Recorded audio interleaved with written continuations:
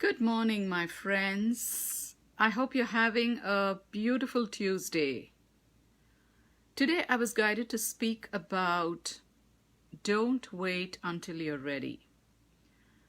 And I think this is a timely message because we are coming to the end of a year and the beginning of another year.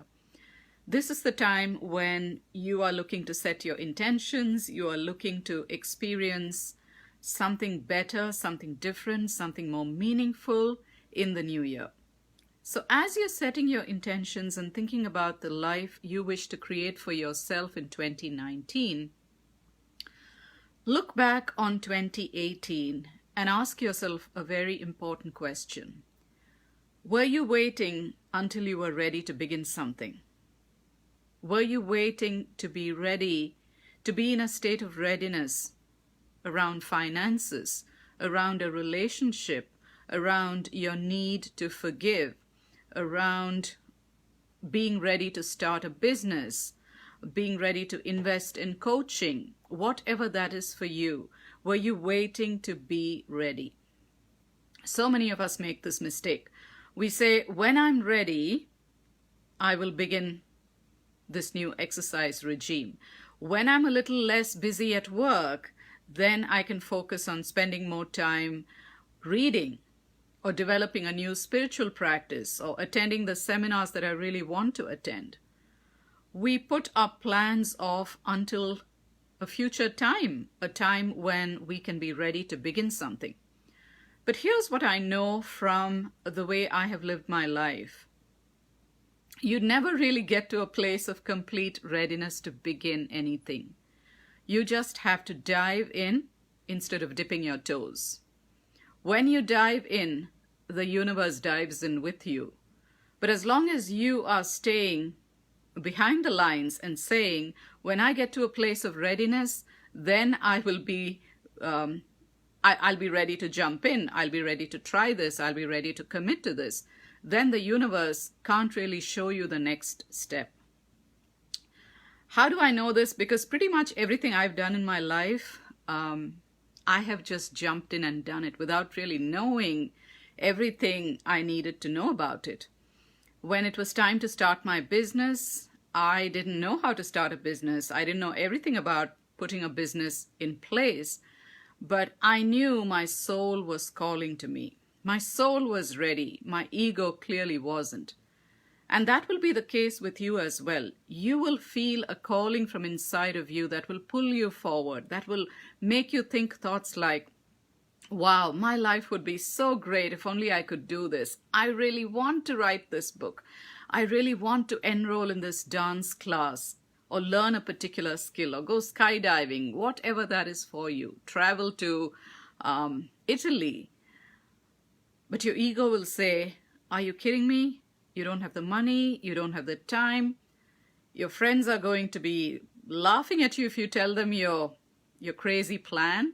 Your family won't support you. Your ego will give you all the reasons why you're not ready to do it. But if your soul is nudging you, if it is calling to you, if it is pulling you in the direction of your passion, know that you are ready to take the first step, no matter how scary it is. I didn't know how to write a book when I wrote my first one. Initially, I began writing when I was a teenager. Writing has always been a passion of mine, but I was writing little opinion pieces that were published in the local newspaper in India. And that made me think it would be fun to write a short story. I didn't have a clue how to write a short story. So I took some lessons. I read some great books. I read books of short stories that inspired me. I made notes about how the authors did what they did and how it all worked out well. I studied it. I studied the genre, and then I started trying. I experimented. Soon I started sending short stories out to publications. A few got published, and then I went on to win awards. I started writing about local places, cultural events, restaurant reviews for a local newspaper. And then I started writing for a magazine in Mumbai. And that led to me wanting to explore a bigger canvas. So I started sending my submissions out to the UK, the US, Long story short, I've been published in 7 countries.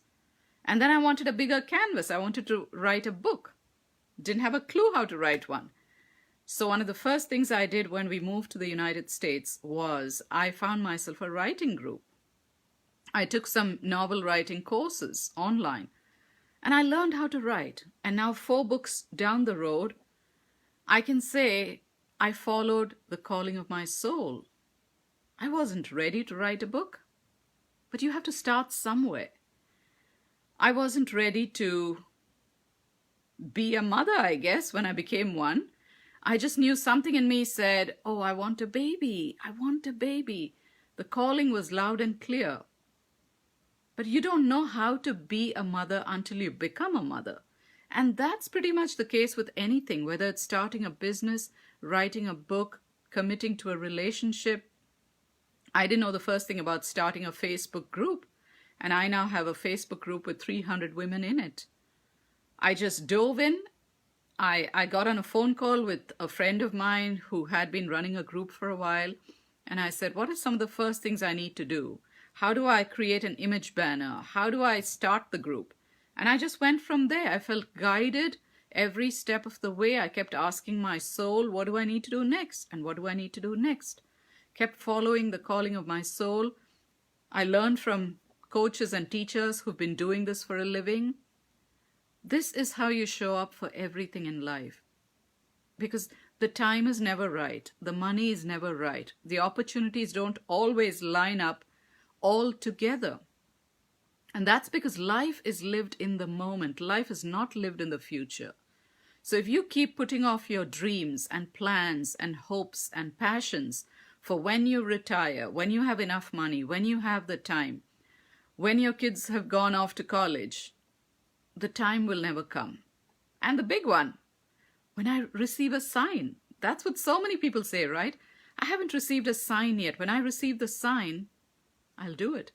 Well, the fact that something is calling to you from within is your sign that you are ready to get started, and you need to get started on this project of yours, this dream, whatever it is.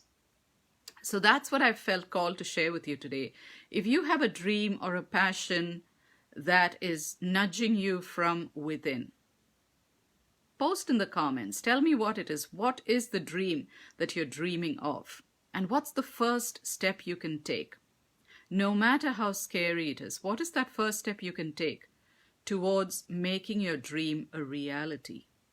And if you need some help with this, let me know.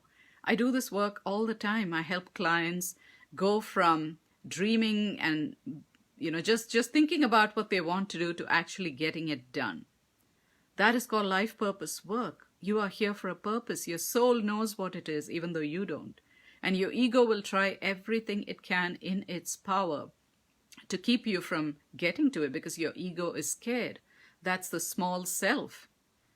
But if you are committed to following the calling of your higher self, you need to pay attention and you need to begin to take that small step that will then lead to the next step and the next step and the next step.